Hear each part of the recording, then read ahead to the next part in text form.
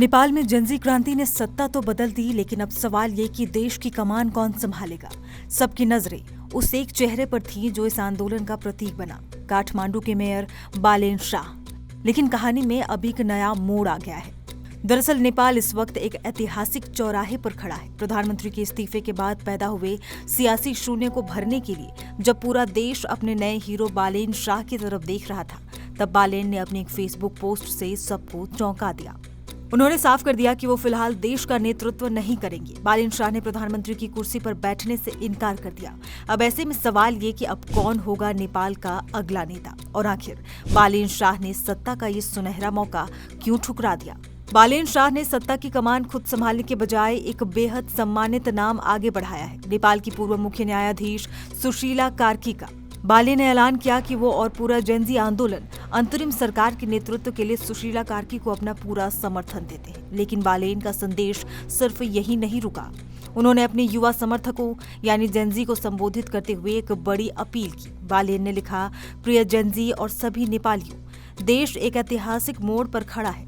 इस समय जल्दबाजी ना करें। आपका जुनून, आपकी सोच और आपकी ईमानदारी की देश को स्थायी रूप से जरूरत है, अस्थायी रूप से नहीं। उन्होंने अपने समर्थकों को धैर्य रखने की सलाह देते हुए कहा कि चुनाव तो होंगे ही, और वो चुनाव जीतकर ही देश का नेतृत्व करना चाहते हैं, किसी अंतरिम व्यवस्था के तहत नहीं।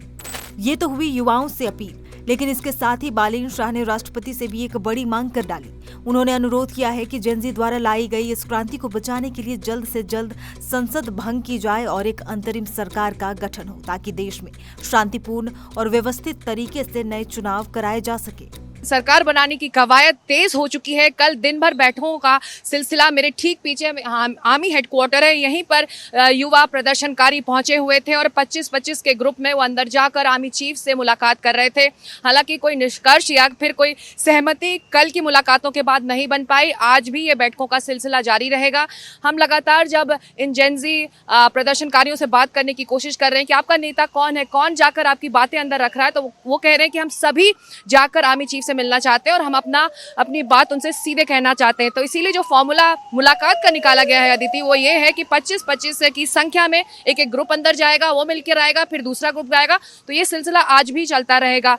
कल बालेन शाह के पोस्ट के बाद अब धीरे धीरे ये एक तरह से क्लैरिटी आने लगी है कि जो अंतरिम सरकार है या केयरटेकर सरकार है, जिसकी जिम्मेदारी यहाँ पर चुनाव कराना है, उसकी अगुवाई सुशीला कार्की कर सकती हैं। और क्योंकि एक अनुभवी चेहरा चाहिए, एक प्रोमिनेंट सिटीजन चाहिए इस केयरटेकर सरकार को चलाने के लिए, इसलिए बालेन शाह ने इस वक्त प्रपोज किया है सुशीला कार्की का नाम। मुझे लगता है कि बालेन शाह चाहते हैं कि सुशीला कार्की जल्द से जल्द इसको जिम्मेदारी को संभालें और चुनावों में उतारें देश को, और तब वो खुद एक मजबूत कैंडिडेट बनकर देश की अगुवाई करने के लिए उतरेंगे बालेन शाह।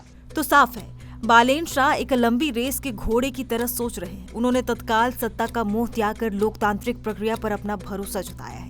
एक तरफ उन्होंने सुशीला कार्की जैसे निष्पक्ष चेहरे को आगे करके देश को राजनीतिक स्थिरता देने की कोशिश की, तो वहीं दूसरी तरफ खुद को एक ऐसे नेता के तौर पर पेश किया है जो शॉर्टकट नहीं बल्कि जनता का जनादेश चाहता है। भरोसा जेनजी का, युवा प्रदर्शनकारियों का टूट चुका है यहाँ की पॉलिटिकल क्लास पर। कल जब वो खुद यहाँ आर्मी चीफ से मिलने आए थे, उन्होंने कहा कि इस वक्त प्राथमिकता ये है कि हम आर्मी चीफ से कहें कि वो राष्ट्रपति को ये संदेश भेजे कि हम चाहते हैं कि राष्ट्रपति जल्द से जल्द रिकमेंड करें कि ये संसद भंग की जाए।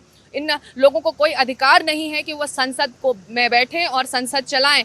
तो प्राथमिकता इस वक्त ये है कि जल्द से जल्द संसद भंग हो, उसके बाद केयरटेकर गवर्नमेंट जिम्मेदारी संभाले और अगले 6 से 7 महीने में यहाँ पर चुनाव हो, और फिर वो चेहरे इन चुनावों में उतरे जो नेपाल की बात करता हो, इन जेनजी की बात करता हो, इन प्रदर्शनकारियों के मुद्दों को आगे लेकर चलेगा। तो इस वक्त फॉर्मूला यही है और प्राथमिकता इस वक्त संसद भंग कराकर इंटरिम सरकार को जल्द से जल्द जिम्मेदारी सौंपनी है, और यही वो चाहते हैं। आर्मी चीफ आगे इनकी बात रखें राष्ट्रपति के सामने।